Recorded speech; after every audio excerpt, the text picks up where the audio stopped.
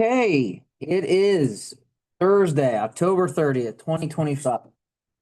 Richland County Board of Commissioners are now in session. By my count, we're starting early this morning. We have around 12 budgets to review. It is a jam-packed day. I'm Commissioner Vero, joined by Commissioners Mears and Commissioner Darrell Perry. And we have our senior clerk, Stacy Crawl. I'm here. Our county administrator, Andrew Keller, the very best Judge Badnell, without even a doubt. It's not even a debate. And her wonderful court administrator, who I told Cliff this morning, just does an unbelievable job with her budgets. The time she puts in, the color coding, if all budgets were that easy, it would be fantastic. So we're gonna turn it over. Oh, is Hayden on there? Hey, Hayden, welcome. Feel free Morning. to write about how good the probate court does with their budget. Okay. We're gonna, I tell you too, she is now a certified court manager from the Ohio Supreme Court, and I believe it's the National Center for State Courts. Congratulations. Oh, and she's OPATA certified, isn't she? That's right, she's OPATA certified. So if someone were to rush in here, she could take care of it. We have a bailiff and Jocelyn, who are both OPATA certified. She's like, I don't know, what's like just Wonder Woman there, Thelma and Louise. I mean, you can do it all, right? All right, Jocelyn. So I first want to say, and I like these budgets. I'm showing an 8.4% reduction in a request from last year. Is that true? Probably. Like that. So take it away. Well, we've had a plethora of retirements over the last 5 years, I guess. Yeah. As of February of next year, the only remaining staff will be Stephanie, which is our chief deputy clerk. So I think the only thing that changes in the notes that was provided with the budget for you guys is that Lori does actually have an official last day. Her last day of work will be February 27th. So other than that, with the notes we have already provided, I'll let the judge go first unless you want me to go. Oh, you can go ahead. I Okay. don't have anything. To Lori is probably going to be our biggest hit. Lori's work ethic is touched. Transition through all of the retirements, and we've taken the opportunity to restructure how we're navigating cases going forward in the future. We have a lot of foreseen changes coming down from the Supreme. Ensuring is more necessary. One of the things that the Supreme Court implemented is a number of new rules for 2025, and we're expecting further changes. The biggest change for our court was in adoptions and for the official establishment of an assisted outpatient treatment program. They both came roughly about the same time that Clerk Corley retired. She was the person that oversaw both of those dockets. So Bree, who was the bailiff, sat in on all of those cases whenever we would have those. So she was familiar with both of those types of dockets. With the official establishment being put upon for an assisted outpatient treatment, which I'm not sure if anyone is aware of really what that is for our court, but those that have been civilly committed to the hospital, we have like a follow-up program where they come in, they check in, they talk with rotationally between the judge and the magistrate on where they're at. We help them with obtaining any of the community services. We talk with the like a treatment team through Catalyst, and they essentially help get them stable in the community. Yes. That's really, we only take people into that program who are in Richland County as residents. We do civilly commit sometimes people that are from other counties, and then they can go to their county for that opportunity if they have one. But Bree expressed an interest in taking on that role. So we've been able to pull some of the things that she was doing and rearrange things so that she's still manning the things that I want her to do that relieves the stress off of me, as well as be able to take on building that assisted outpatient treatment program as to what it's projected to be. so that's where that new role of deputy clerk, court manager, investigator comes into play, because she will also do court investigations. So that we have two people that can now do those, because those are, as population is aging, that affects the guardianship side of things. But since she has that, she has a degree in social work, so it just kind of coincides to be able to utilize that to have her help out in as many of the aspects that we can within keeping it within the court, not having to hire that out. So her title changes to, if I'm reading this right, deputy clerk / court manager / court investigator. Is that correct? I say clerk, manager, investigator, but yes. That's a pay grade of, went over your pay grades again, made some good changes. Yes, Um, we changed the instead of it being so descriptive. I mean, Breeze, of course, will be super descriptive, but changing the deputy clerks, deputy clerk 1, deputy clerk 2, deputy clerk 3, and managing those changes in-house instead of having to go and redo them every single time that we want to, as we're navigating through having new staff and being able to we want to make it versus how it's always been. Let's make it make sense. Let's make it work. Let's utilize what we can. Now, So Paige Davis will be replacing Lori, right? yes, And when does she start? November the 6th, I believe, is going to be starting. So the only question I have is, even if we went by the 2026 scales, the entry level for a pay grade 7 for deputy clerk is $20. You have her starting hourly rate at $21, and that's even under the 2026 scales. I do, and that's mostly because she comes in with every bit of the knowledge that we're looking for. For the civil aspect, she works currently for a local attorney and does a lot of active cases in probate. So she comes in with the extra information that we're looking for, especially in the civil side of things. She understands civil procedure. That's one of the things that a lot of those cases tend to fall through the cracks with deadlines and the different aspects that those cases need attention to. So that's one of the things prior to making the changes, they would come in alphabetically and that's how they would get sorted out to the different clerks. We're making the change to have one particular clerk, which is what Bree had started to do until things we realized that things needed to change. But Paige coming in with that civil rule knowledge will be able to navigate every single one of those civil cases that come in and know what deadlines and where we need to be with all of that. So, And why that's important is House Bill 96 and the Supreme Court are requiring us to have time deadlines. We will not have them in January of 26 yet. There were some changes made by the Supreme Court in time deadlines for courts to, I believe, juvenile. There's a little bit to general division as well as domestic. But we've never had timelines we actually had to meet like those courts did. We will. They've already put into place the time deadlines, but they're not making them effective for us yet in January because they're looking at what the exceptions would be to some of those. You know, if something particular happens in a case, what are the exceptions you're allowed to then go over the timelines for? And because of that, particularly with civil cases, which can get lost in the shuffle, and some of the clerks who have not practiced that kind of law don't understand them very well. So that makes it difficult for them to know how to calendar it so that we can get the case moving. She already has that experience, already has that knowledge from working in the private practice area. So that's why we'd like to pay her a little bit more, because we're not going to have to train her with that. Okay. Keep going. oh, keep going. Okay.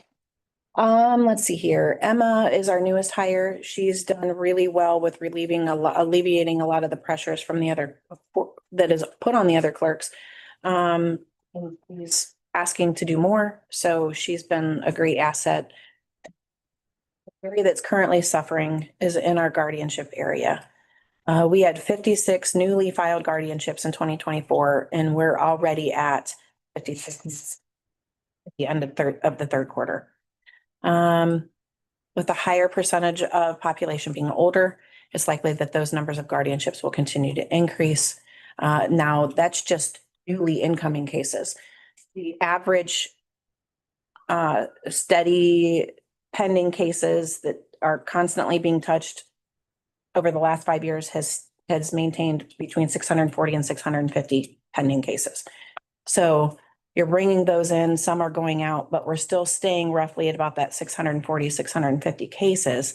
But it seems like the newly incoming cases require a lot more work in the beginning than I'd say in the past, especially I think because a lot of that transitions from that AOT program where they may need more than just AOT, get stable and back into the community. They need further help. And since we only have roughly 90 days, unless they decide to stay on the program, we have to do something else for them. And that's where a lot of times a guardianship comes into play. We need a clerk that can handle the paperwork processing because that part is simpler. It's something that just a deputy clerk one level could do. That frees up Claudia to concentrate on getting wards served, allowing more time to conduct thorough investigations, write detailed reports, and be able to review the inactive cases of that 640, 650 cases that's just out there and the medical files in addition to. So you're doubling that 640, 650 because there's a whole separate medical file.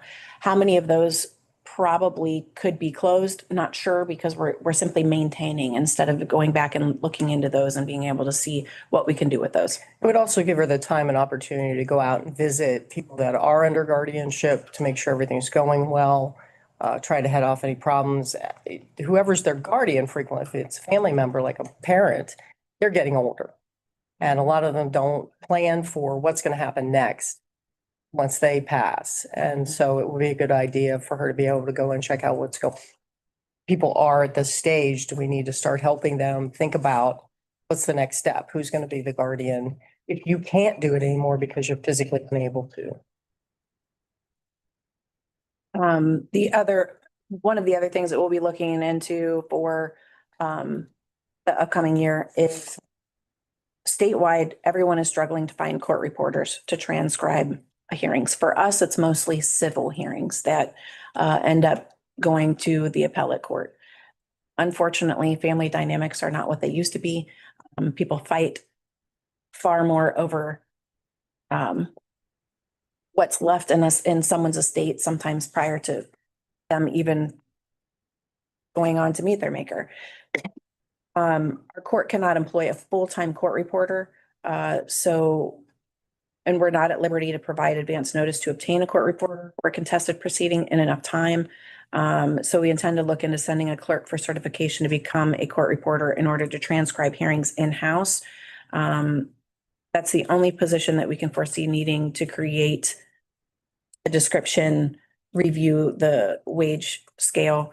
I have no idea. That's just being able to project. This is one of the projects that we're going to have to probably look at for this next year. I have no numbers. I haven't done any of that kind of stuff. That's just letting you guys know. The only other thing that might. Well, I see 100 start of the year at over 113,000 for computerization funds. So you might be able to use some of those. I hear you. Computerization for training. AI. Sure. You know Hey, I'll get with you on those. know that there's someone looking at those funds all. Well, you have to remember too, though, for instance, House Bill 96 requires probate courts now to have, and other courts, online dockets, and the documents have to be viewable online as well. Now, we already have that. We paid for that system to be able to do that out of our own funds. At some point, they will be requiring courts, including probate courts, to have online filing. That's on down the road, but that's what I think the all legislature's saying. required to have that, but that's my. And we're working on that. Yeah. There's a lot of information that needs to be done when At you the have back end. the massive amounts of historical filings that we have to be able to bring those all online. We're doing that little by little, but it is happening. The other thing that does change for us is we've been able to utilize grant funds from the Ohio Supreme Court. That's going away. So So House Bill 96 eliminated those tech grants that the Supreme Court used to give. yeah, so So that's not I'm available. hearing a lot about House Bill 96. There's a lot of things, yeah, unfortunately. especially to us. Yeah, exactly. So we'll be looking at our 2027 budget, being a little bit more mindful in usage of our space, since we were kind of hoping that we would be able to get some sort of a Supreme Court grant to move a lot of those files, but now we're probably going to have to try to figure out how to keep those things while we're trying to move them along in-house instead of necessarily being able to send those out, since it is so costly. But that's not an issue. I think that we'll be able to get through it. It'll just take a little bit longer. So, And we, of course, because we have to have the documents online, we have to scan all the current files and the new files that come in immediately when they come in and put them online, in addition to trying to take the old files that we don't have scanned and scan them as well. And as we close older files, we have to check them, make sure everything in there is scanned and didn't get missed in the past before we can actually destroy the file when the time is available to do that. mhm. So do you have a plan for your special projects fund? Well, hopefully, when we redo that section of the building, Who guaranteed that? I'm not guaranteeing anything, but those are just 27. Let's get through 2026. We'll talk about that in the mid-year budget for 2026. Talked to Josh yet? I've talked to a couple of different people, but just to get an idea. Well, there's lots of things that are on that end of the building that are not just probate court. So we're hoping to be able to make some changes there, and that's probably where a lot of that special projects will go to. So us anyways. Okay. We do occasionally have to move funds from some of the special project funds or other funds we have that we're able to move money for things like the Indigent Guardianship Fund, to pay attorneys to represent people who oppose guardianship, for instance, options. I'm required to give a parent who is having an adoption against them. If they ask for an attorney and they meet the qualifications, I'm required to give them an attorney to represent them at that hearing. We also have attorneys that have to represent the civilly committed at their hearings, which, although we get some money from the state, it does not cover the full year for us. So we have to find a way to pay for those attorneys. Some counties actually bill magistrate time and other things to other courts. Like if somebody from Richland County is committed in Franklin County, they'll bill us and the board here for their magistrate, the attorney, and lots of other fees. We only bill for the attorney who's representing, and that's at the hospital. You know your Rotary funds in the red? I do. Yeah. Okay. And that is, so how that has always worked in the past is whatever the state does not pay, because there's an allocation that comes down the pike, and they run on a state fiscal year. And whatever state does not pay, the local mental health board has paid in the past. I'll pay that and make that whole. Yes, and Well, that's we're already hoping. coming. Well, I Because did. they haven't actually- been paying it. I did actually talk to them, and they did agree. Now, moving forward, that's going to be a little bit different. That's going to have to be something that we talk with the mental health board on. I mean, it's only $878.50, but it is in the red. Yeah, and the year's not quite over. Right. Yeah. Okay. But they are paying for the 2025 state fiscal year. They did agree to pay that. We just haven't received. So, Always looking at all those court funds. and moving forward, the way that has always been done in the past is the county has always essentially put in $6,000 in that, and we've used it up. We've not really liked that, because I feel like if the money is not there, it shouldn't be used. So I would rather when the money comes from the state allocation, when the money comes from the mental health board, then that's when we should deposit that money, request that that's the money that be used versus, I just don't like that unknown and it doesn't compute well. That's going to change in the future. We're not going to do that any longer. I didn't like how that was done before. We're not going to do that now either. So. I don't have any more questions. No, I think you explained it very well and you justified the change in the one wage. And right there. Yeah. Appreciate it. You don't have a court reporter now. No, How do Oh. you record the proceedings? we record through Zoom like you are right now. But the problem is, I mean, we can give, the way it works now is if an attorney does an appeal and they ask for the transcript, we give them, or if they have a chosen court reporter, I prefer for the court reporter that they're asking to transcribe it to come and get the thumb drive of that recording and then they transcribe it. But there aren't a lot of court reporters anymore. They don't particularly care for Zoom because it doesn't, unlike some recording systems, it's hard to, you can't stop and start and stop and start. It likes to go straight. And we do also have a problem in that there's a statutory requirement on a particular kind of lawsuit that comes to probate courts that the court is actually required to be the one to provide. So we're required to do the transcript of the hearing. They're changing some of that. They're trying to change some of that statute or they're working on it at the probate judges level, but I don't honestly know. I'd have to go back and look and see if they were changing that or not. Plus, it would still have to go to the legislature. Somebody would have to sponsor it, it'd have to get passed. So that's one that normally we would have to provide. And that's what triggered this was, had to do one of the, that, the expense of that was $5,505. It was a 2.5 day hearing.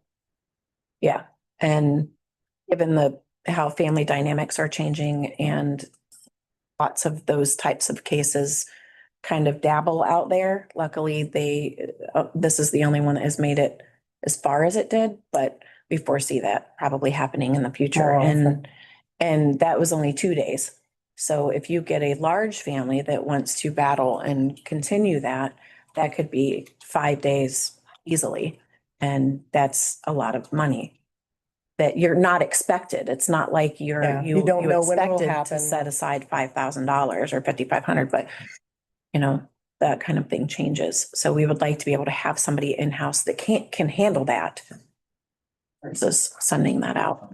And next, a timing question. Now, Lori hasn't given you a retirement date yet, but you're anticipating, oh, she has. Yes, Yeah, it's changed that is since different. those, Okay, when I read the summary, she hadn't given it yet, but it looked. yes, Going to. since then she has. Okay.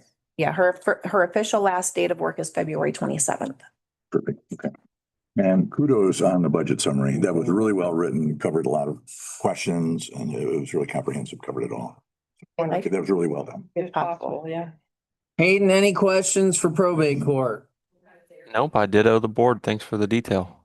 She's good. Jocelyn does a great job. Really well. I had my red pen out too. I was ready to roll. I didn't even give you a grapes of wrath this year. Oh, it's much better. I mean, I missed that. I mean, I was able to get to sleep last night because I didn't have it. So thank you. I can do that. I'll make sure that I can't wait to read it. Told me he saved it to last. Yeah, I mean, I was like, man, I'm gonna be up all night reading. Take a long. We have actually 6 minutes before our next budget hearing. So thank you, Your Honor. Go Lex, right? Go Lex. That's right. I tell city engineer Bob Bianchi that his boy isn't the best athlete in Woodside High School athletics. That belongs to Andrew Badnell. So starting left tackle for the 9-1 Yes, Lexington Minutemen. that's right. So good luck. Bye week and then a tough one, right? Yep. Tough one. Toledo Central Catholic. Toledo Central Catholic. Cheryl's alma mater. Put into our playoffs last year, so hopefully we can get some revenge. Yes, All right, Your Honor. Thank you. thank you. Thank you. Thanks, guys. Have a great day. All right, real quick. Motion to certify the record of proceedings for October 28th, 2025. No moved. Second. Rivera, Yes. Yes. Banks, Yes. Motion to approve requisitions. Farrell, Yes. Yes. Yes. Motion to approve weekly transfers and appropriations. Second. Farrell, Yeah. Premiers, Yes. Banks. Yes. All right, I'm gonna hold off on a request for the part-time clerk at building code because I don't think I have an effective start date yet. I don't think I saw an effective start date for the part-time clerk at building code, so I'll check that. Had that underneath budget discussions. Yeah, so, well, building codes, yes, so. Be here. We'll be here, he'll be here and hopefully he could tell us. So, okay, we will recess at. We'll recess and come back at 9:30, excuse me. There you go.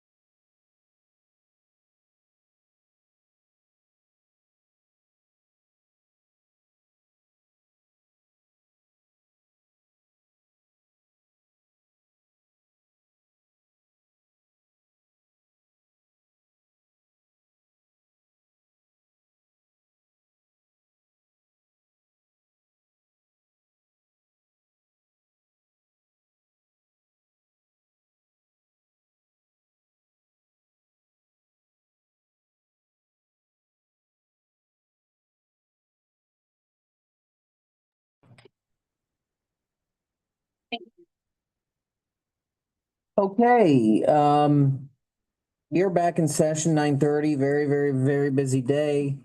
We are joined from our friends at Child Support Enforcement Agency. Why don't you go ahead and introduce yourself for Greg here? He's recording you. Janet Brock, the director. Kayla Dolby, chief officer. Davis, fiscal specialist. And we have some guests. Yes, sir. We have some guests in the back. If you could introduce yourself. And you guys are from From Cleveland. Cleveland. Well, welcome to Richland County. We're gonna try to afford you our meeting rules allow guests to speak for 3 minutes, even if they're not. Technically, you're supposed to be on the agenda, but we're an open body and we want people to speak. The only problem today is you guys came to probably our busiest day of the year. We have to review 12 budgets. We're in the middle of budget season. We have a 9:30, a 9:45, a 10, a 10:20, a 10:40, an 11, and an 11:20. So we are very, very busy today. So we will try to get you in at some point, okay? All right, Janet, you are from 9:30 to 9:45, so let's get moving. Okay, we have a pretty standard budget. We went with, just, adjusting a few things that we will help us keep our staff at 20, hopefully 21. We are trying to hire somebody and we have addressed that in the budget.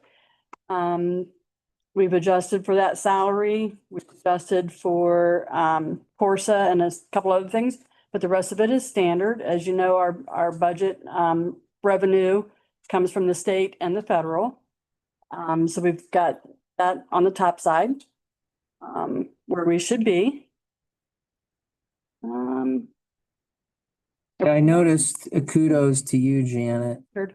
And I know we want to hire maybe a person or two, but you guys have been able to maintain high efficiency at the operation from going from a total of 24 employees in 2023 to now 21 people. So I Right. want to thank you and the staff for being efficient on that. Right. It's something the taxpayers certainly would like to hear is the fact that you've reduced headcount by 3 from 24 and are still providing the necessary services. So thank you. Yep, we're doing really good. We've always had a balanced budget. We expect to have a balanced budget. As do the commissioners and the taxpayers. Yep.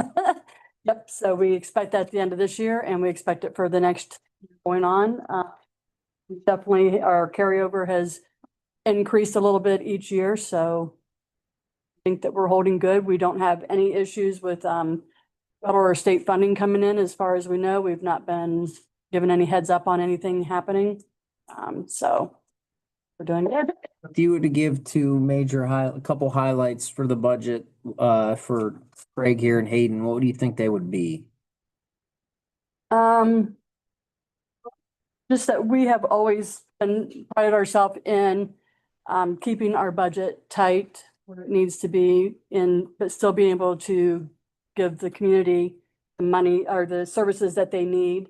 What child support does, we stay on top of all of our support coming in, paternities being established, and that kind of stuff. And as Commissioner Vera has said, we've been able to do that even though we have lowered our employee staff.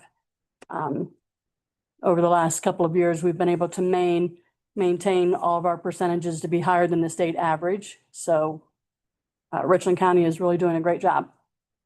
And your personal service schedule follows the wage scale. So we want to thank you for that. I don't have any more questions. I don't. I have one question. Yes, sir. The contracts are 4D. Mhm. What are they? And I noticed that for the last 5 years, it just keeps going up. Right. The 240 contracts, one is with the Sheriff's Department and they do our services for court. And then our second one is actually with the domestic court. So those contracts do go up. They are contracts that we sign off on as well as you guys sign off on. The contracts are done by the Sheriff's Department and by the domestic court based on the services they feel that they're going to be able to provide us and what the cost would be. So yeah, they normally go up and then normally it's based on their salaries, their services, that kind of stuff. And we do have at this time 2 deputies, full-time deputies that do our service. Pick up somebody that's on a bench warrant, something like that. Yep. My only question would be just for the public, just the volume of child support that flows through Richland County. Do you have like a figure? I don't have this year's figure, but I think I have last year's. It's normally, we usually bring in, I'm gonna say for October, it was 123 that we bring in. So that's, I don't have the figures. They haven't, we run from October to September, so we haven't gotten the full numbers. Okay. So, That's the federal calendar. yes, Some might say the federal calendar doesn't exist right now. yeah, Then there's the state calendar, which is July to June, and Richland County, since we're the sensible level of government, which is local government, a year is actually a year. So our fiscal calendar runs January 1 to 12/31. So depending upon which contracts and where the funding is coming from, you're running off of different calendars, which makes the job really Yes. fun. yes. It's usually around 10 to 11 million is what we end up with at the end of the year. We end up, but we just haven't got those numbers from the feds yet, so. Okay. Thank you. All right, we actually do have a couple minutes for our guests. If you would like to speak, we just ask you kind of keep your time to 3 minutes. Sure, come on up. Easier. Yeah, we're gonna have to switch seats for you. Sure. Morning. We'll have you move right up here soon.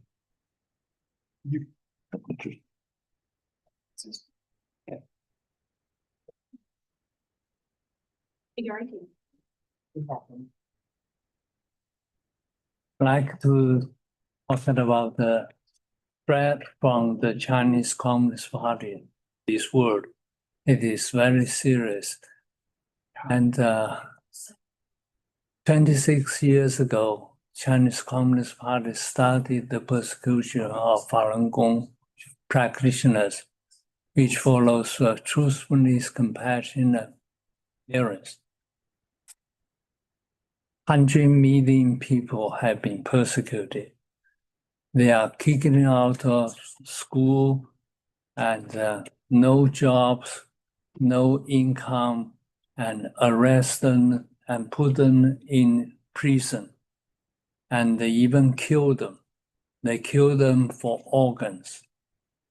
The organ harvesting, like example, one Chen Peimin, he was opened his chest for 14 inches long. His liver and lung was partially organ harvested. Before the second, he escaped from China, and with the help of U.S. Undersecretary of the State Department, he came to the United States. However, he is still not safe. The Communist Party, because the survival of organ harvesting, it will reveal the severe problems in China. So they want to do everything to kill him. He was chased, followed, and he was have traffic accident created this, and his house was broken into when he was not home, but nothing was stolen. The purpose is trying to kill him. He is not safe in DC or New York. And actually, this happens to all Falun Gong practitioners. In OSU Columbus, even our class just have 3 words: truthfulness, compassion, forbearance. In Chinese. And so the Chinese people, whether they are students or not, they are brainwashed, so they just damage the car, slash the tires. It's so terrible. This happens to anywhere.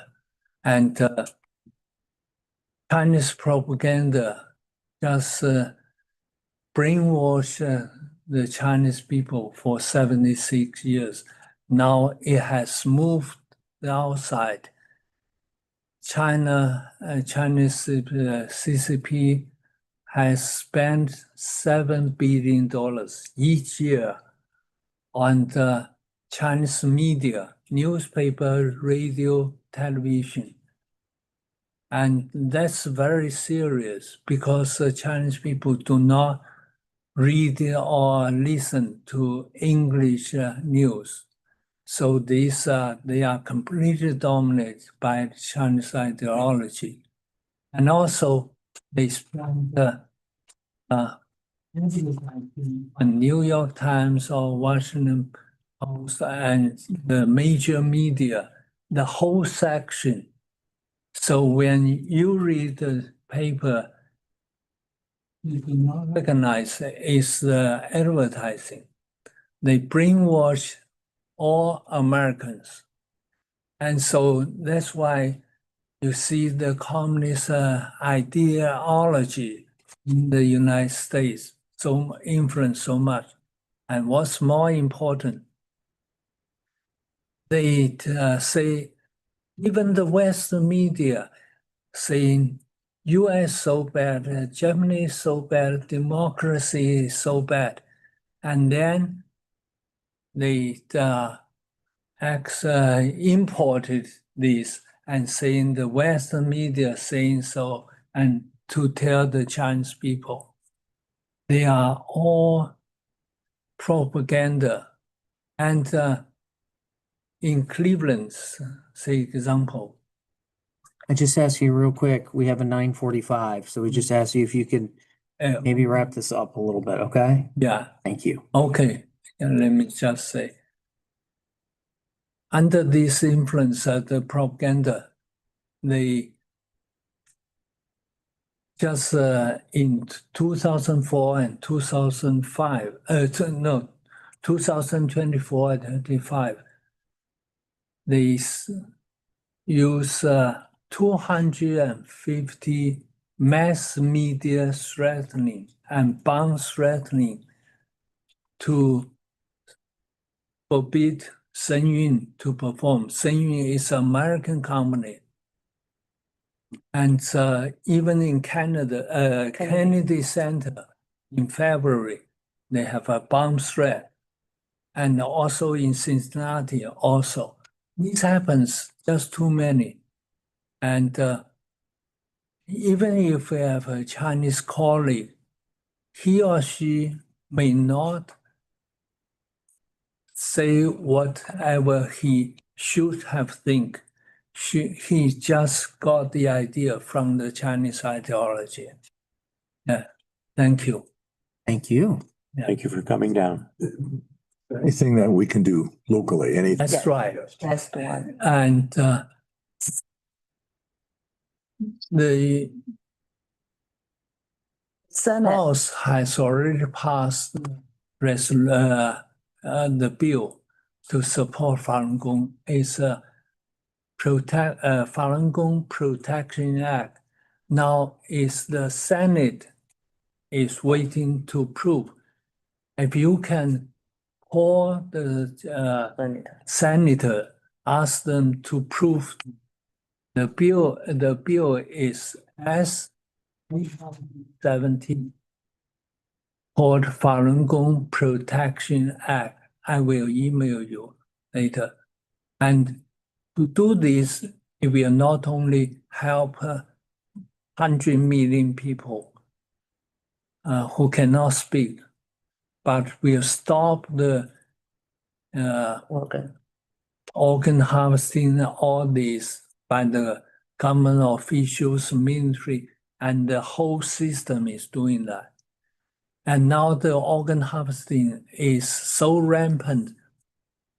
It's not only Falun Gong practitioners, religions and the Catholic and also Tibetan and Uyghur and anywhere now, Even baby now.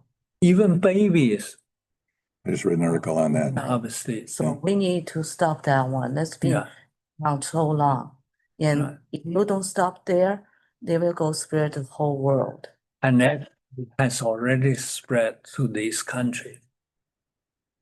So that's what we want to tell. We don't want you guys been through what we have. So we've been persecuted for 26 years, not in China mainland. It's the whole world. This is like a government control system, systematic repression. So that's really, if you want communists come to American, we will be, everybody will be suffering.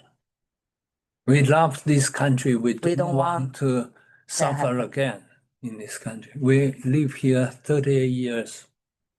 Well, thank you so much for your time in Thank you. visiting Richland Thank you. County today. I think you're going to Wayne County next. Yeah. Yes, we're going to wait. County commissioners, you like the Richland County commissioners better. Can you do that? Thank you. Please tell them that. Thank you. So, Meet you outside. Thank you. Thank you. Thank you. Thank you. All right, Steve, we gotta remove it. We got 9:45 to 10. You got about 14 minutes.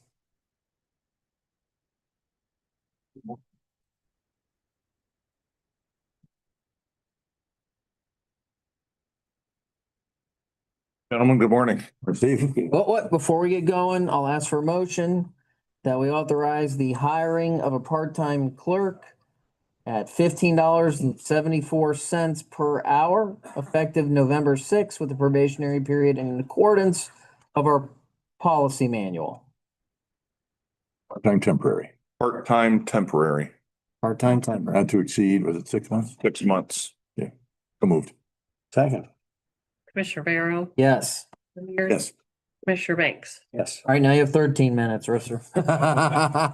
Take that less time as a win, addition by subtraction. Yeah. There you go. So. Thank you, gentlemen. Budget hearing for the building department for calendar year 2026. We only have a single one-time cost, and that's with the bittersweet retirement of Ken Arthur effective March 31st Denied. of The 20. king, Denied. king. Long live the king. What happened to long live the king? Well, all good things eventually have to come to an end. And that's what the demonstrations were about. We had that budgeted previously in calendar year 2024, and Ken continued his tenure. We did not budget for it this year, knowing that Ken was going to stick it out. Take a vacation, look at those hours. He does take a vacation, and that's so he takes that and he uses a good bit of sick time in accordance with the policy manual, obviously, but he's entitled to that payout. And so we're going to have a liability of approximately for $34,000, a little bit less, depending on how much vacation and sick actually gets used between now and then. But that's what we've budgeted for, worst case scenario. You're gonna have Kim make tacos for the going away party, right? We're certainly going to try and twist it up, make some more tacos. So evidently, Kim makes a pretty mean taco mix out there. We always have good carry. Make tacos. No. That being said, overall, just kind of the overall status of the department, we've lost territory the past few years, which means a decrease in revenue, decrease in activity, and we're doing our best to adjust expenses accordingly. The biggest dent that we've been able to make in that, the biggest adjustment we've been able to make is through not backfilling some positions through attrition. So we're not going to backfill Ken's position. We lost a full-time clerk sometime in 2023 that we did not backfill. Mary Tomlinson retired this past year. She was a part-time clerk. We're not replacing her. Looking at activity, general office operations, trying to maintain customer service levels. We think that we can stab forward, we can move forward with Michelle Jordan is our office manager. She's full-time. Amy Smith is our full-time clerk. We have two full-time residential plans examiners and electrical inspectors and building inspectors. That would be Eric Clark and Jared Sauter. And then myself, I've got the certifications to handle the building officials' work once Ken is gone. Continue to handle some of the commercial plan review. I can absorb some of Ken's smaller inspection duties. And would supplement that with an increase in contract plan review, which is budgeted for next year as well. So we've got an increase there of $9,500 in the contract plan review, but when we look at the offset with the Ken's salary and benefits, I think that's a good positive. That's a good way to reduce some expense there, and not have long-term costs associated with an employee. The other component to that is some software implementation. So software implementations kind of two large goals. It drastically improves customer service, from what people can do and what people can see without contacting our office. Not that we don't want to talk to people, not that we don't want to see people at the counter, but it's the world that we work in today. Makes things a lot more efficient. And it increases the efficiency of our office staff with the repetitive tasks, some of the manual tasks that we have to do. Right now, we're going through some investigation with another software package.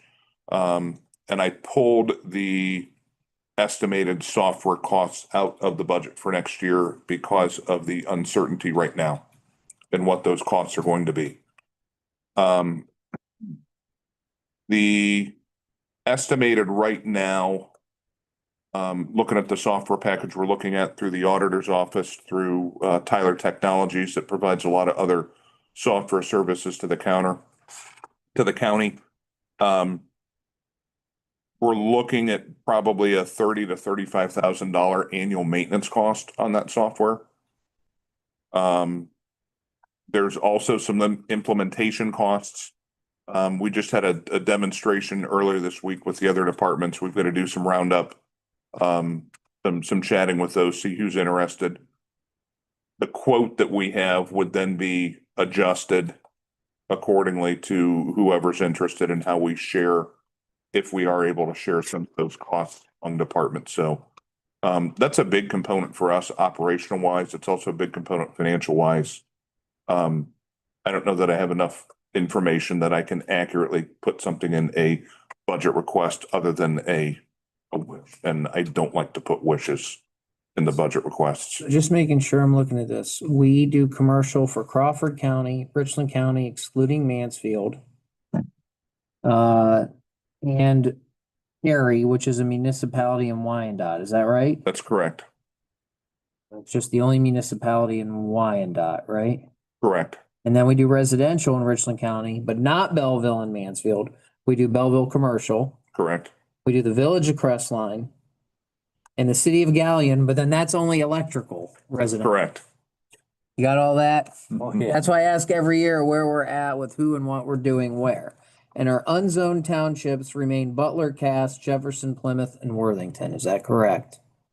That's 5. Yes, Butler, Cass, Jefferson, Plymouth, and Worthington. that's correct. Because occasionally we will get call from residents with zoning issues, which isn't us, we're the building codes. And unfortunately, and I feel bad too, I've had residents in Plymouth call me with some issues and it's an unzoned township. And I said, hey, you're gonna have to discuss that with your trustees. And I know that it's been taken to a vote in certain townships from time to time and not passed, so.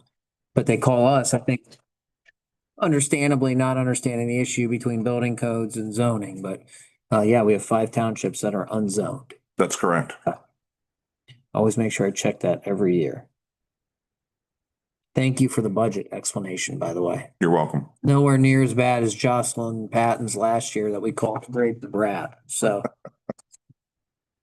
I don't have any questions, Steve. The explanation explains it. Your budget's mature. We appreciate you adjusting the staff with the governments we serve. It's not easy to absorb a little bit of work, so kudos to you and your explanation, I think, explained it. So I don't have any questions. I just got a couple observations. Obviously, Yes, sir. we reviewed fees. We've gone through that. You and I have talked about, we've met repeatedly, but just the observation I'd make is that health insurance, you can have 5 employees when Ken leaves. That's correct. Your health insurance is 50% of what your salary line item is. $166,000 against a salary and lump sum of 358. 50%. Overall, we did have a decrease in overall expenses next year, including those health insurance rate increases. So I know that in the world we live, that insurance costs are rising, costs of everything are rising, and we try and be respectful of that. And I know it's a hard decision for those that make the hard decision for the decision makers, not being wordy, on the insurance. It's expensive. Insurance, and it's and we appreciate that. I can tell you from the employees, and especially myself personally, talking to other people. You know, I was at the state. I talked to a lot of people on the recruiting side of things and looking at what other people were paying, or let alone what they're paying, but what they were offered for insurance plans. And it's so. The only other comment I would make then is with fees. We've got that December 1st meeting to adjust fees, hopefully. And I know in the world today with fees, and again, fees, expenses going up, other fees that are paid by people, property taxes, et cetera. I know it's a pretty volatile environment, and the people that we've talked to so far have, you know, our point is, you know, we're giving you A1 customer service, and we've got some fee adjustments to accommodate that. And the thing we hear the most part from contractors is we will pay for service, and that's what we want to provide. We got to balance that because we don't want to discourage business and development. Absolutely. Theoretically, I think building codes is supposed to pay for itself, but obviously that's not going to happen for a while, but that'd be a goal in the far future. Definitely trying to whittle that difference down between revenue and expense. Yes, sir. Okay. All right. All right. Thank you, Steve. Look at that. Perfect timing. 9:57. Yeah. We will Over promise, recess for 3 minutes. under promise, over deliver. That's right. Gentlemen, thank you. Thanks, Steve.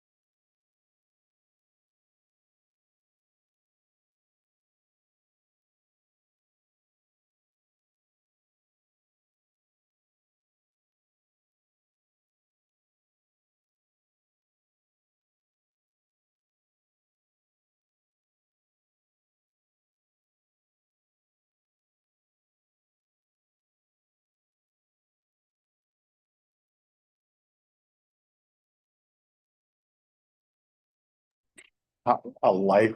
Kidding me? All right, it is 10 o'clock. We are back in session. Commissioner Banks has stepped out, but in order to stay on our mantra that we are like the Jet Express to Put in Bay, we are here with the treasurer and the deputy treasurer. They got 20 minutes to discuss their budget. So who wants it? We're not cracking open beers like we are We now. might be. Hayden might buy it. He's of age, so Okay. we know Carl would, and he's a cheapskate. So, Right. You're exactly right. right. Well, there's really not too many exciting things. We like that, by the way. Status quo budget. I'm gonna let Andy talk about it a little bit. Andy did a nice job of writing this and Good. good job. So Quick question, Andrew, before you get started. So Amy said yesterday at Land Bank Executive Committee that John Van Harlingen retired. Yes? he is gone. He's gone at this point. We don't really have, When did that happen? well, we ended, And I'm not trying to get in. I'm just saying I noticed he was in the 2020 budget. That's why that's why I was asking. I left them in the budget because if we get approved for that thriving home funds through the foundation, he might come back Right. to help out with some of the that was his thing. income verification, stuff like that. If he's needed, I just left it in there because he's kind of like, he wants to come back at some capacity, even if it's part-time.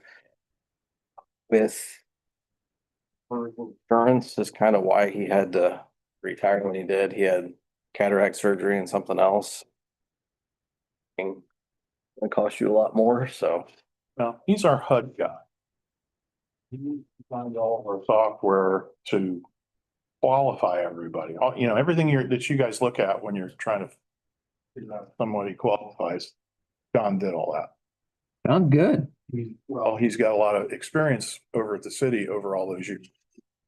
I don't see him in here. He's on the tax. And really any of that's Okay. back to us. Contract with the land banks. We have any idea on the Rover pipeline money? I'm just asking you in your land bank circles. I knew you were gonna ask that question. No, we have not heard a word. I ask Pat constantly if he's heard anything. I would think as much as they fought everything else, they're gonna wait till the absolute last minute to anything they have to.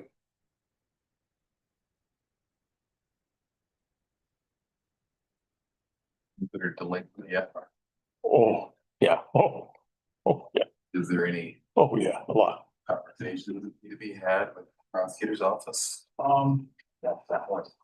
Well, their appeal, they went through every appeal that I'm aware of that they could go to. This went to the Ohio Supreme Court, and we're talking about value. That was their whole argument. And I know they're several years delinquent, but have they been gone to get the clocks? Yes, they're part of the prosecutor's list. Being put in there and being certified as delinquent. Yeah, that Wasn't much we could do with them having that court case. Right. Still outstanding, so I'm kind of waiting to see what Amanda hears on their side of what our next steps are. Right. It is significant, but they also owe like 7 or 8 other counties, so I mean, it's. yeah, we're not alone. I can't imagine they're really wanting to write that check any sooner than they have to. Right. And they would technically be allowed a payment plan, one. Because that's what the code says. They have not asked me for one.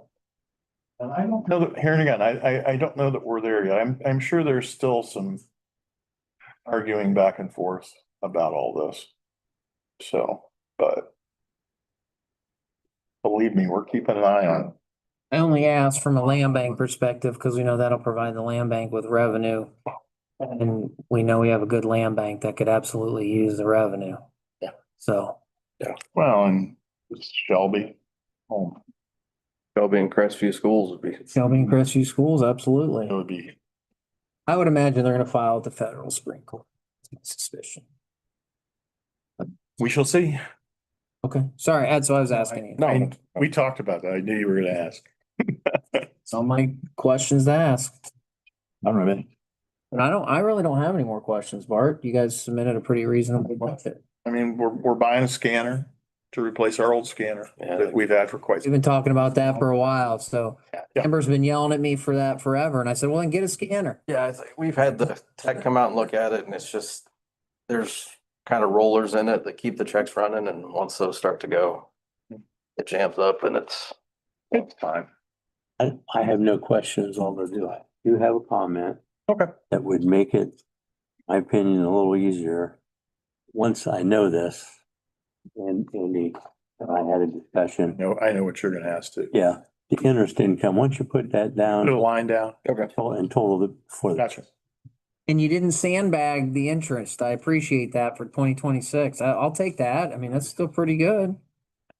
Well, Pat sandbagged the sales tax worse than ever before, so That's not good.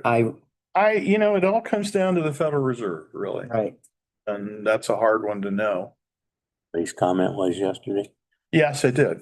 I saw the comment and I saw the markets tank a little bit. Yeah. They're already factoring it in. They're all. We're gonna lower the rate and the markets go. And we're not sure what's gonna happen in December or, the end of. Everybody's they were counting on December and that might not happen. It might delay into next year. But I think it's still gonna happen. But yeah. A spin. We're gonna have to get Pat to come up in sales tax, otherwise it's a. Well, as I say, if rates stay okay, I mean, I shouldn't have I should make maybe a little more. Good, we like that. But I thought it was very reasonable, so. So, Again, I have a Pat version of the budget and then we have a normal version of the budget. So yeah, he says, well, I like to be conservative. And I said, well, there's conservative and nonsensical and laughed about it. So well, I mean, the economy's could kind of go either way. I mean, they're gonna take off or it might tank a little bit. So I'm a little afraid. So we'll see what happens. all right. Thank you, guys. We will recess and come back at 10:20. And for all these people that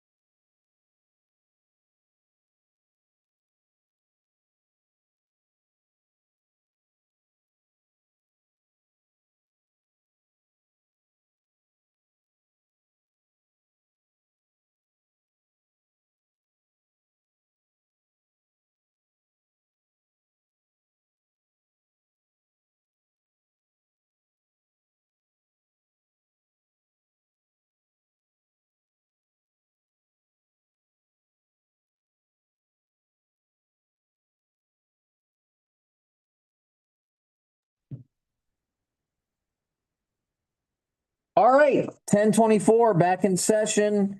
Before we get budget talk, Missy is yelling at us to hire a part-time kennel attendant.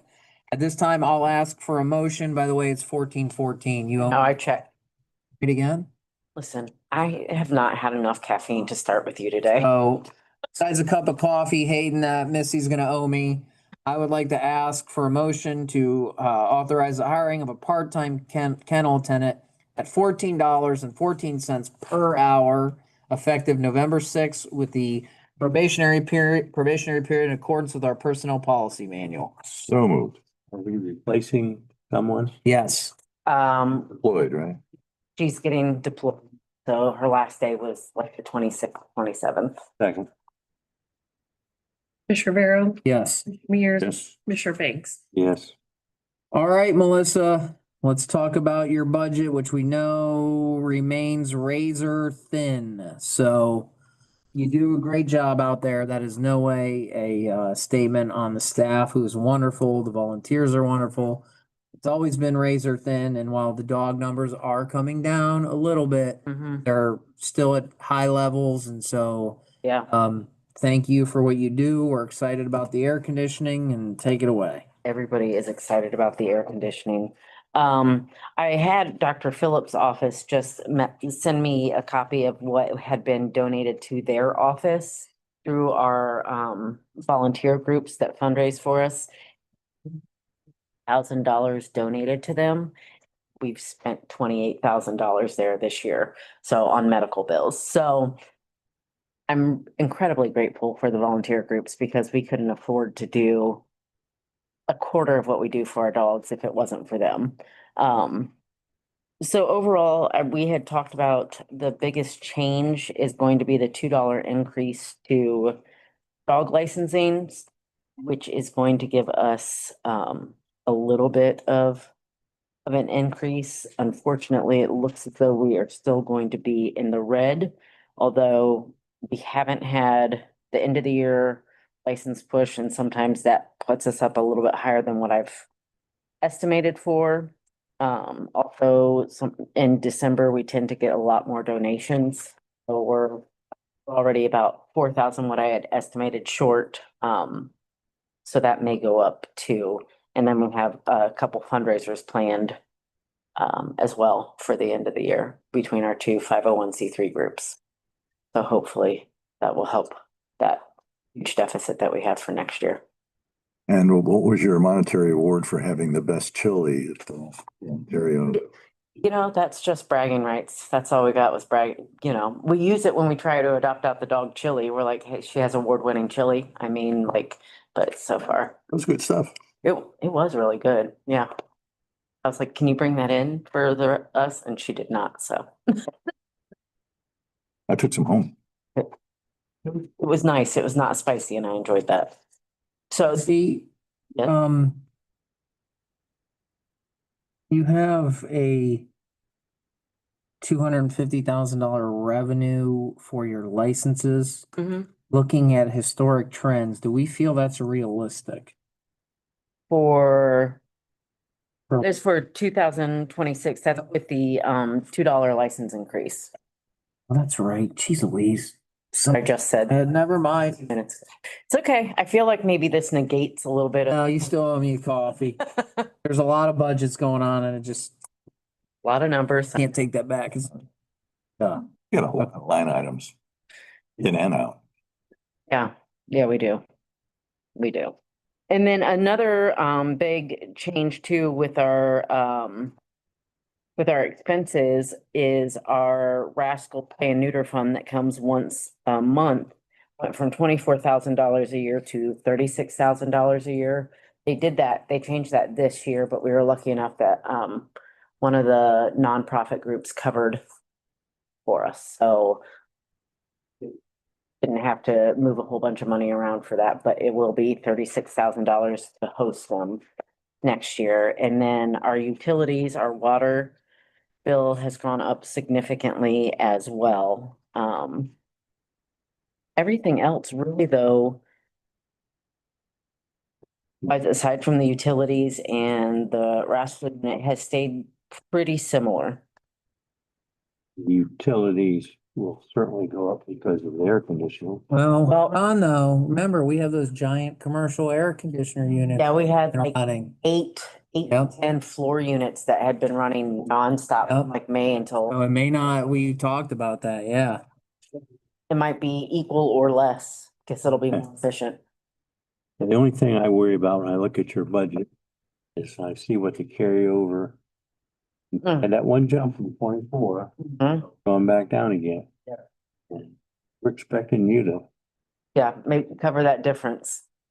We're trying to, so we have the Friends, well, we have the My Dog Shelter Friends nonprofit group. And they cover all of our medical and spay and neuter. That's what they fundraise for. And then we have another nonprofit group that is also starting to fundraise for us called Friends of Richland County Dogs. So I'm hoping between the two, we might be able to find some line items that we can cut down so that they can donate towards that with their mission. So to kind of bring that down some. Talk to me real quick about the advertising and printing. We are going to go a different than the iHeartRadio, but we are going to go a different route to advertise everybody getting their license and through social media and local news outlets and vets offices, that.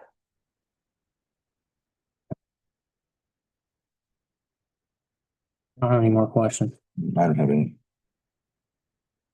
nope. Do a great job. Dogs are very expensive, you know, when you house 100 of them. You've got two jobs. You've got taking care of the dogs and you got taking care of The line items, clean items. yeah, We know you can. yeah, So yeah, we're trying. out on that. Yeah, we are trying so hard. I did reduce our cleaning supply bill for next year too, because we're switching to a more efficient cleaner. That actually kills parvo and like what's been used, and it will be less expensive when we have to use it in our quarantine areas. So put that down by like 1,000. We'll see what else I can get some scissors too. All right, Hayden, any questions?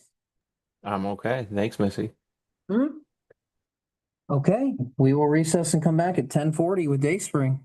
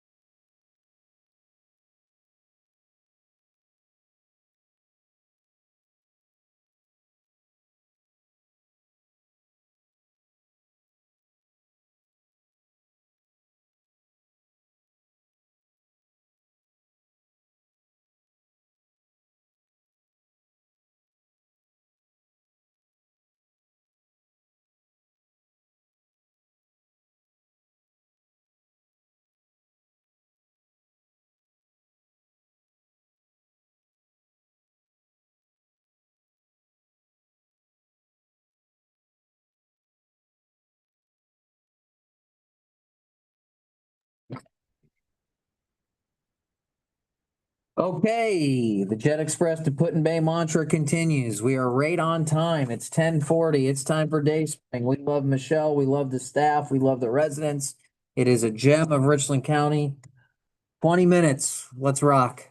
Food is always a concern as it's been going up. Actually, just about everything has been going up. Day Spring is a big, massive house. So just like your household, where you're seeing increases, so are we. We have a very ambitious hope of getting a number of projects done next year. That will be paid if we can get them all done through part of our carryover. So what projects for the taxpayers do you hope to get done? We should be receiving community development block grant money for our new generator. I believe, well, it also depends on how much the bids come in, but I believe we were going to need to spend on our side of it at least $60,000. We have been working for the last few years trying to figure out if we are going to paint our 199 window frames or wrap them in aluminum. We've gone back and forth and gone back to painting. I would rather not spend that. Yeah, we were looking at aluminum wrapping, right? Yeah. I would rather not spend that extra money on the aluminum. I think I can get us How many window frames exactly? 199. That's it, huh? That's all. Oh. And they're not little tiny windows. They're over 10 feet. I know, tall. they're big. But I think I can get 10 years out of by painting them because they have not been painted in at least 18 years. So I think that it's a better use of our money to go ahead and get them nice and done and painted, protected, and then see how long we are. And then in 10 years time. Are there any energy savings with capping them in aluminum? I don't believe so, no. It's got more to do with not having to paint them. Okay. Yeah. If you, as it was explained to me, if you have the money, it's a nice way of taking care of it, but I would rather use the money other place. The estimated difference in the cost between the aluminum clad and the. All right. The original cost that I had was under 20,000 for the paint, whereas the aluminum, part of the issue was the bids were coming in all over. They were coming in, well, anywhere between 25 and over $50,000. After speaking with the prosecutor, they felt it would be wise to hire an architect to have specs written up for this particular project. Jacks the cost up. But we're back to painting. Need an architect to paint. Well, I don't need it to paint. Oh, for the capping. Yes. Oh. Still. That threw my so I could not get that project done this year. So it's going again till next year. We are slowly renovating our bedrooms. We've been doing that for a number of years now. The barn really desperately does need to be painted. It's the same thing as the windows. We talked about wrapping them. I have a feeling I would need to hire an architect to wrap the barn. So I'm kind of steering away from that at this point. If I can't get to the barn, I can't get to the barn. So. And then the laundry boiler house, that is the money that is left over that Seckle is working on fixing that working on that building. So we might not need all of that. They might use some of that this year if he can get the project moving faster before. Sure.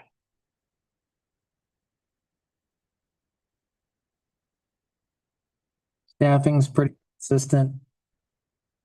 Actually, yeah, since the budget, we have actually hired somebody for a full-time STMA. We hired somebody for the full-time STMA. And then also I have somebody interested in taking that part-time spot. Not that I want to jinx us, but it would be wonderful. Very good. I actually don't have any more questions. I don't either. Daryl, anything? I know, no.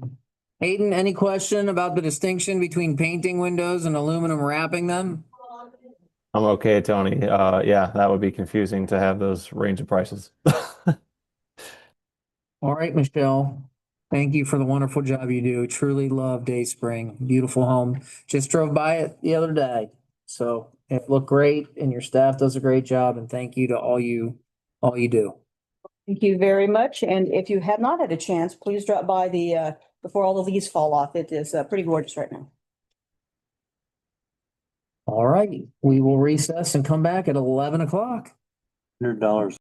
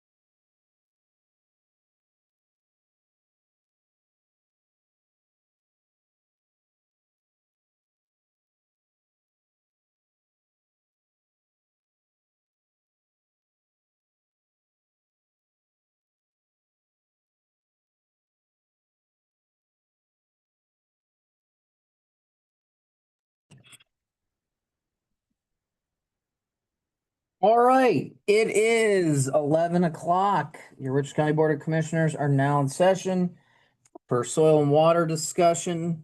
We have Matt Christian here, just in case anyone goes back and listens to this. They are outside the general fund, but the Richland Commissioners, by way of the taxpayers, do contribute some general fund dollars annually to soil and water. They do a great job out there, and so we're just here to go over their budget. Take it away, Matthew. Thank you, everybody. I just kind of was going to go over some things that we accomplished over 25. One big thing we did this year was the Area 2 Envirothon. I think Cliff was able to attend that. That was so cool. Yeah, it was a huge, really first time in I think that we'd hosted in 17 years or Huge turnout. yeah, Really went out well. really went well. Our staff did a really great job getting that all together and ran smoothly. You had how many school districts? Geez. I had it listed. Big number. It was, I want to say over in the 40s, I believe. It was pretty big. That's up at Ashland or the Ashland Park. Yeah, in our county, but Ashland Park District, yeah. I got there just a day fail. Oh, yeah. It went really well. That was a big one. Everybody at this point is like, I don't want to ever do that again, but I think give them another year or two and then kind of calm down and I think we could do even improve. Oh, it was really exceptional. Next year. Really exceptional. Yeah, so that was a great thing. We had our annual celebration election this year and that was a little tough. It was on 911. So, but that went really well. We administered the stormwater permit program like every year. Had a lot of numbers. I've got some numbers in that report. We also had Sam and Zoe ran that NPDES program for the county and the townships. They got their report submitted this year on April 1st. There's gonna be a new 5-year term coming up. They'll start in 26. Sam and Zoe right now are working on their revisions to their, what they call like a swamp plan, but that'll be, we address all those minimum control measures that are required. They're working on that now for it'd be next 5 years. We run that H2 Ohio program for ODA where Jordan Keller in our office runs that. Getting all share dollars out to farmers for cover crops, newer nutrient management, which is really important. And we're getting a lot of money out there, contacting a lot of producers out in the county. And we also get on my budget there, we get some technical assistance funding for doing that, which is listed in there that we receive from ODA directly. We're working with the Farmland Preservation Program. Matt Wallace works with that. He also works with what's called the APAP program, is pollution abatement. Right now, he's actually outside on one, had a guy reported spreading manure up north, close to the road ditch. And of course, right before it's about to rain. So he's up there ensuring that hopefully none of it got into the ditches. If not, he'll work with them to get that corrected. So we hopefully don't see that again. But he was pretty busy on that. The spring is a big time for spring and fall are busy APAP times. We ran the floodplain regulations for the county. With several workshops. We had our native plant workshop in Stale, which is always just full. We did a rain garden workshop. That was pretty decently attended, but we're still playing with timing and everything to get a little more attendance. We had a lot of interest. We just think our timing is a little bit off, that our attendance wasn't more. But we had pretty good, it was well received. We tried another one again that we do a different time. We had a great workshop. It's called a soil open house. I had several little stations, but again, I think timing, weather was good, so people didn't come in. That one, not a high attendance, but we're gonna keep working on getting that. So we get a lot more attendance. And then Teresa runs that Conservation Creations workshop, get like four of them a year. And we're working we're on that Richland Gives. We're trying to come up with something so that if we get enough donated, we can offer it free of no registration fee to come to it next year. Hopefully if that goes through, then we would be able to let people come in for free. We always do this every year, but again, we hosted the land judging contest for the county schools that have ag programs. So that went pretty well. We had it down at Malabar this year. We held our annual fish sale. I think we had over 50 some customers. It was pretty successful. We worked with Clear Fork FFA and ran the tree seedling sale, which is always successful. We offer soil testing, and we had quite a bit more than we did last year, people coming in requesting soil tests. We basically work with them on how to collect it, then we send it out to the lab for them. They pay us to do that, but then when it comes back, we give them the results and go over with them, what their goal is and what they may need to do, may not need to do. But it's getting more and more popular. We're selling a decent amount of rain barrels for people and native seed packets, trying to get that stuff out in the county. We're collect right now. If you got any milkweed in your yard that you want to collect the pods, bring them in. We're collecting the pods, so we can collect the seeds to get more milkweed out for the monarch caterpillars. Put out our more podcast episodes. I had last year we lost Evan, so I had Zoe kind of take over our podcast and our newsletters. So she's doing a really good job getting those out there. That beating the Clintonite Workforce podcast downloads on iTunes? Who's getting the better ratings? Clint and I told Clint, I think his was the second most downloaded show last month behind Joe Rogan. I told him. We're a little behind those numbers, but we're getting there. But we're gonna finish up. We had all that pre-recorded, but we're about finished on what we already had, and then we'll kind of regroup and then see what direction we want to go with that in the future. We utilize some paid seasonal interns. We are getting that funding through those the county foundation grants, which is a big help. We got a lot done with those interns. We're trying to come up with some new innovative, like kind of educational tools. The one that we highlighted at the annual celebration is our soil cornhole board, which has been pretty successful. Kind of just taking the cornhole game and gearing it towards pollution, soil erosion, related more towards like a stormwater setting that we can run through the whole thing. It can get lengthy describing the whole thing, but it's been really well received. It's pretty cool. Yeah. When we did it at the annual celebration, one of the instructors at OSU was really thrilled with it. And he was wanting to even know if he could borrow it for his programs and stuff. So I was pretty happy to see that someone in, at the higher education levels really liked it. And we have ideas to do, change up the printing underneath it to make it more like an ag related scenario.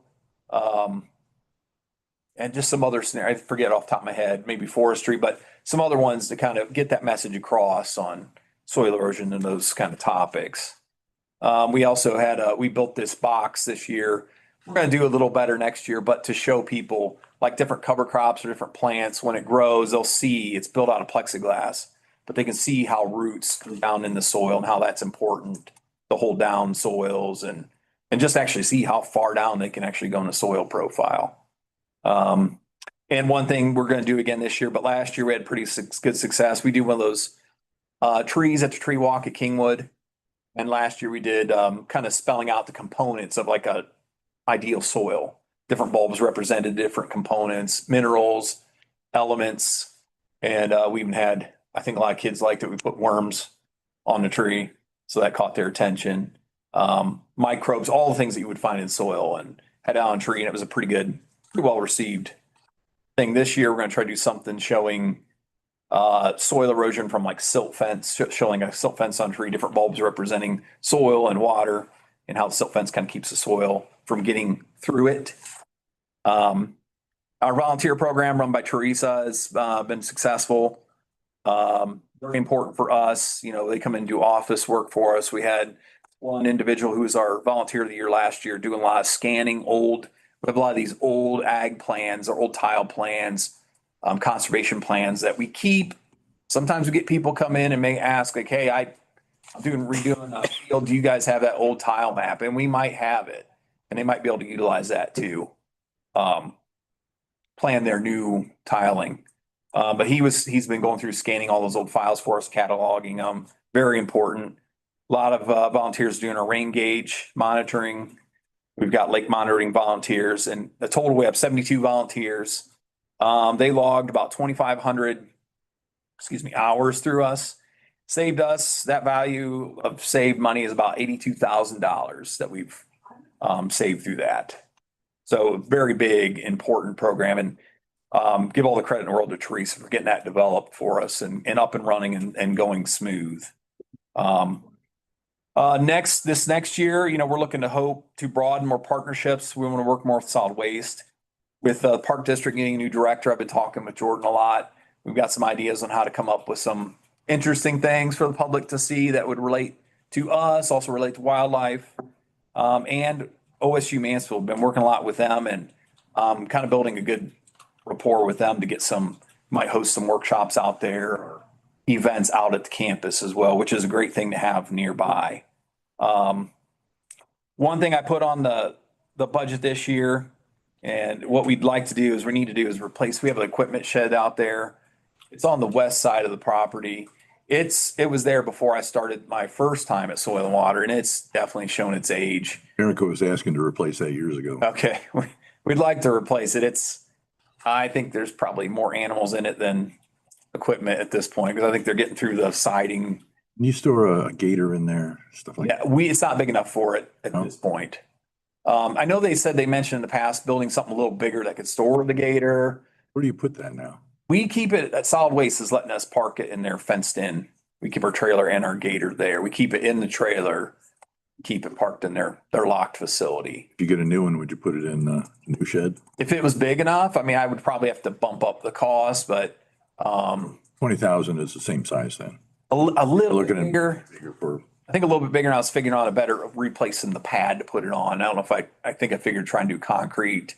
Okay. Right now it's on gravel. Gator Unless if I made it bigger, it'd have to be decently bigger, but if not, if we're just replacing, we'd still keep it at Solid Waste.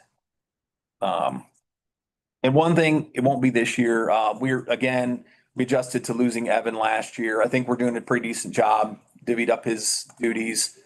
But one thing we're going to start figuring in the futures, like I said, not this year, but the next couple years, Teresa is planning to retire. So in the upcoming years, I'll probably be proposing something, either the board and I are debating on how we'll have someone probably shadow her for a while. She does a lot for us. I think it's great. Yeah. It is.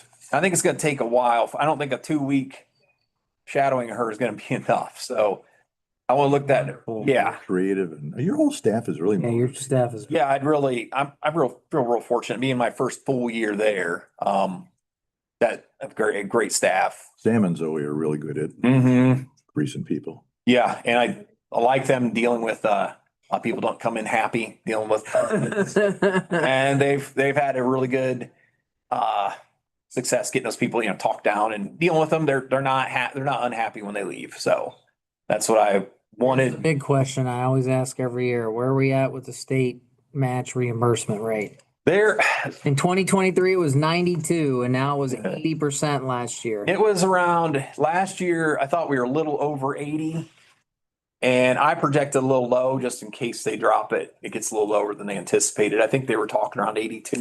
Ooh, 84. I don't know. It's lower than it has been in the past. I know those years were 90 plus, but I figured low just thinking, because every year it seems like it's a little lower than what they really forecasted. So hopefully it'll be higher than that, maybe closer to the 82, and we'll be with it a little better.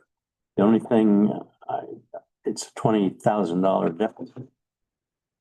That's your building, I guess. Oh, well, I bumped up my equipment like 20 from last year to try to account for that.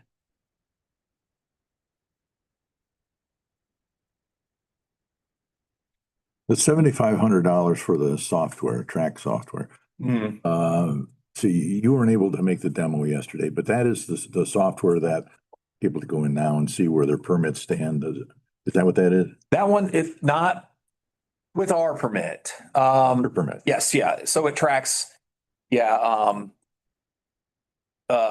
the permit in there. Yeah. And then when we see when they go out to a stormwater site, it tracks that, emails it to the owner, contractor, whoever we can put on that project automatically. That's a maintenance fee for that software? Yeah. Yep. I know you weren't able to make the demonstration, but Sam and Jordan were there. Yes. I don't know if they've had a chance to talk to They you. gave me a little bit of a, yeah, like I a, asked the question, so if we go with this new Mhm. Tyler Technologies thing, so the software you have, which we're looking at here, would probably go away because it would track everybody's. Mhm.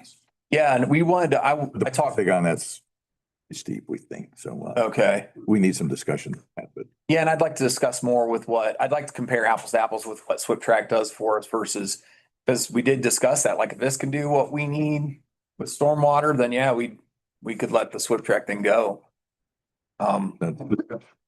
Okay, yeah, I was looking to talk to Steve too. it is right, leave it in there. We'll see what happens with the. Okay. Yeah, Your fuel cost, you're estimating a $3,000 increase. You plan on traveling more? I honestly think that the fuel cost is gonna come down a little. I hope it does. I mean, I put it in there I bumped it up a little bit. I took a little away from advertising and put it into fuel with the thinking that I've got Sam and Zoe, when they first started, they were going out a lot together.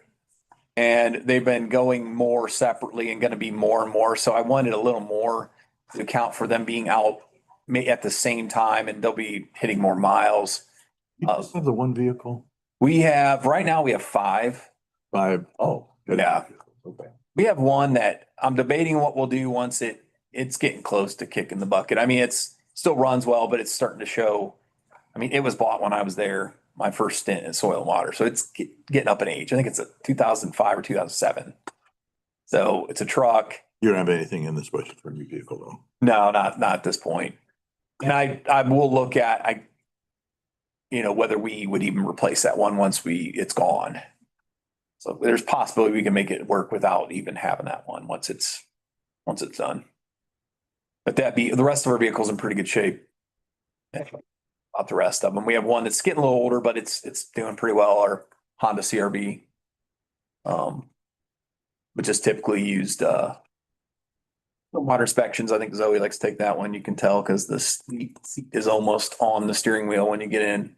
The big adjustment when we have to jump in. I can appreciate that. Yeah. I don't have anything else.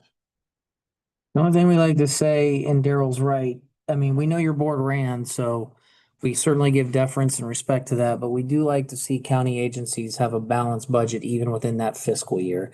And we know that, hey, I may not pay for this, so it might be in line, but Daryl is right, where your revenue is less than what your projected expenses are. So that's something we would at least moving forward like you to work with your board on. Okay. We know you're still, you have some carryover that you can allot to it, and you said some things can change, but just something to keep in mind moving forward, because we ourselves with our general fund, we have a policy that says, doesn't matter what our carryover is, we're going to try to, and we have every year, knock on wood, projected revenues for 2026 must match expenses. So it's just something we ask as a philosophical standpoint to the taxpayers to say, hey, we have the county in a spot where we really want balanced budgets, regardless of carryovers, but just something to think about moving forward. I appreciate that. It's been a journey, but I think I've grasped, and I'm getting more and more comfortable with the budgeting thing, especially since my first year, but I appreciate you working with me, and I know we've Just gone check- back and forth about. Check your positions in Munis to make sure they match what they're submitted, if they don't match already. We like to Okay. see in Munis what you list as job titles in your budget. Right. gotcha. Okay. Okay? See, did they match? I didn't check them all yet. I mean, which Okay. list of, But thank you for Yeah, continuing Matt. to revise it as I Oh, yeah. fix it this way, fix it this way. Well, I appreciate, getting it, because now I got that saved from last year, this year, so I'll use that for next year too. I appreciate that. Yeah. all right, buddy. Thank you, guys. Appreciate it. Time and we got 11:20 with JFS. How about that? All right.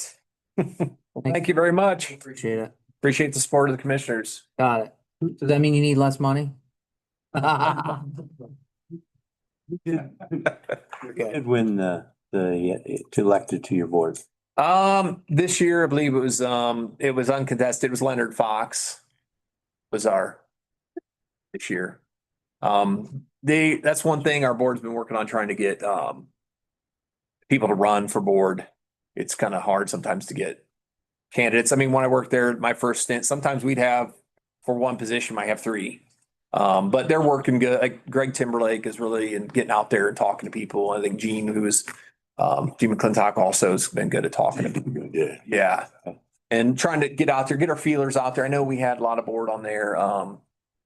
The Black Fork thing got a lot of board interested in that. So I think now we're trying to, hey, we don't need everybody from Shelby. Let's get some influence from different parts of the county. So that's the goal, is in these next elections to try to get some. Fox's wife works at the chamber, Kathy. Yes, yeah. Didn't realize that. Okay. Well, thank you, Christian. Thank you, guys. Appreciate it. Thank you, Matt. Yep. Have a great day. Thanks for breakfast. Oh, you're welcome. First Lunch or lunch, late breakfast, second breakfast. pre-lunch. All right, JFS ladies, you are the last of the day, and depending upon how you look at it, you could be budgets We spent it all 9, already. 10, 11, 12, or We're out of money now. 14, 15, 16, 17, if you're counting all the probate court separate general funds. So it has been a long budget hearing day, and we are ready to be dazzled. So you just want us to go through it quickly? No, it's important. I'm just saying it's been a busy day. So you are last, but certainly not last in life. So you ready? Who wants it? Do you have a preference? What to Start with 240. All right, 240. So that's the JFS Public Assistance. Just some new items. We did have some small increases in funding for TANF, Title 20 transfer, and Title 20 base. Yeah, I did lower the general support significantly because we just as much this year. We're only at 82,000 now, so I projected all that. Contracted services did go up, but that includes our security and postage, and both of those rates did increase recently. Another big one, contracted facilities has all the phone expenses for the call center and everything in there that we use for our call outs. The utilities I left up just because of the increases that we knew were coming, and we haven't really hit those winter months yet to see how much effect those are gonna have. I have all the increases for cap indirect cost included in there. Membership dues for a couple of our local things went, so that's the estimated increase there of 3,000. Into the second section, the third. The other big thing is PRC supportive services toward the bottom section of the expenses under the 482,000. With the, we'll see in a little bit, but with WIOA funding being cut, we've been using more of our funding and doing some short-term education under that. So that's why the big increase there, because a lot of our clients qualify for both. So if we can push them over here, then we have more funding there to utilize. And then PRC has also increased quite a bit this year. Right now, we are almost at the 500,000 mark for the year, and we still have a couple months left. We usually see a big increase for November and December with the holidays coming of people looking for assistance there. So that's the rent, utilities, and car repairs.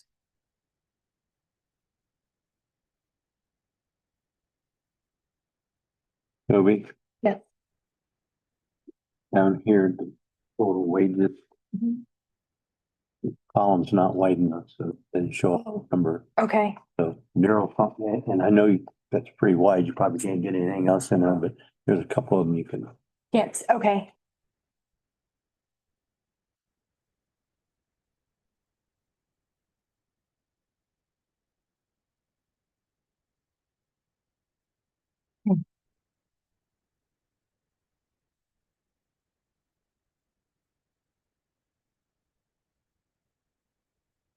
Good. Okay, sorry. No, keep rolling. Okay. So the next 241, this is the local JFS WIOA for Richland County, where we process expenditures with the WIOA Adult and Dislocated Worker Funds. There has been a significant cut in funding. Last year, we did get an extra grant of 250. You were here's my question. Why is the transfer from Fund 242 significantly less? Yes. So what grant aren't we getting? So it was actually a special project grant that we applied for last year. That Clint, I mean, could decide depending on funding and what the needs are to ask for again. You do have to apply for it individually. Right now, I don't think he plans on it. And then last year did also reallocate some expense fiscal agent that were extra from the previous year down to the areas because Clint didn't use his whole contract. They didn't have an assistant that was also being paid for admin fund wise. So they got to distribute extra funds down to the counties, both counties, which again, but I don't like to, I wonder if we're not sure it's going to happen. I can always appropriate it later.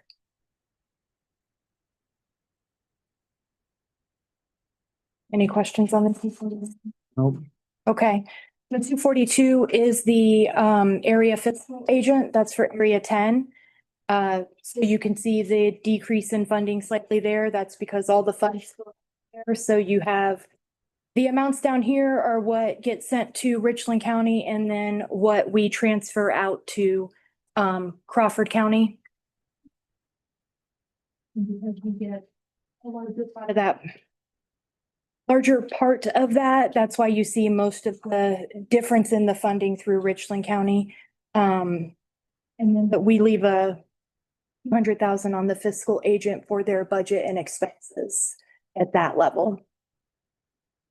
Again, no special project funds coming through here this year. Just so you know, Toby and Lori answered this question. I saw we had a new fund this year, 244. And that's just upon the request of the state auditor, and that's the WIOA portion.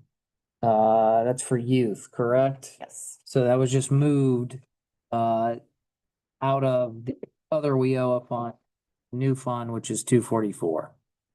I was like, I don't show a fund 244. And Toby, so. So actually, I was gonna go there next. Sure. What? But yes, this is, so to separate the expenses and match the financial reporting system, we did create a new fund 244 for WIOA CCMEP expenses. And we did it at the beginning of the year, though. We had carryover funds from 24 because we were trying to get the fund established at the end of 24. It didn't happen until the beginning of 25. So it has that large balance there. We weren't paying it or making the adjustment until we put it in its separate fund. So it would match the state system for financial. 66,000. Yeah. So the 2026 amount is what the contract amount is for the current year with the vendor that we'll be paying that for. And then that leaves the last budget of 243, which is the Youth and Family Council budget. Strong Family Safe Communities did drop a little bit for the first half of the year, but they do anticipate it going up for the second half. So that I did drop that just a little bit, but that is going to about even out. With the council pooled fundings, a few of the partners have not been putting in the same amount. With JFS particularly, I can tell you we're being a little cautious because of the upcoming changes and not knowing what's going on with our funding right now. That doesn't mean we can't change that at the end of the state year if we have those funds to put in there and pass on. And then Michelle actually just sent an email today. She is getting some extra funding, some more administrative costs that are not currently in here. I think it's 22,000 and something. Yeah, it could be potentially a little more depending on what monies go in. And then there's also the potential for any special grants that she applies for throughout the year. And we don't know about increases in the state budget for next year. They're talking about it, but I did just do everything flat for the whole year at the same amount until we know for sure.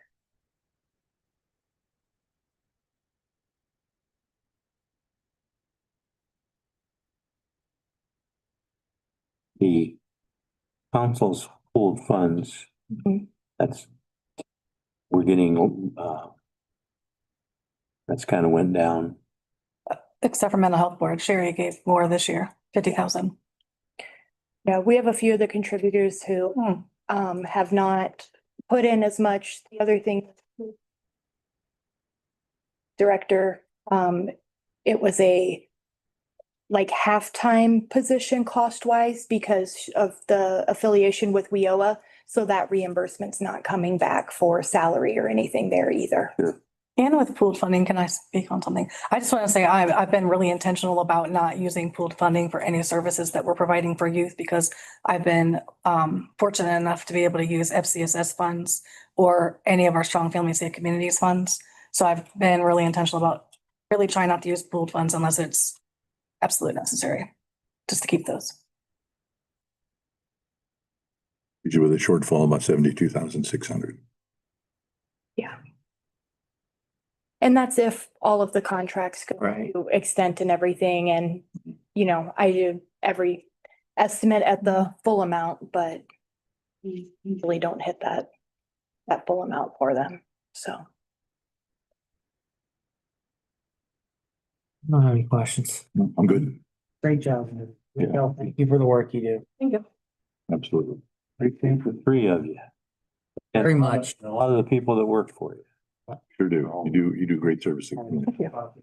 And I reiterated that again yesterday. You have a great team over there. Thank you. Daryl, did you on that paper? Hayden, wait, hold on. Hayden may have a lot of questions about all the funds and fun. I'm okay. Today was a lot of fun. Yeah. All right. Seeing no further business, we will adjourn at 11:32.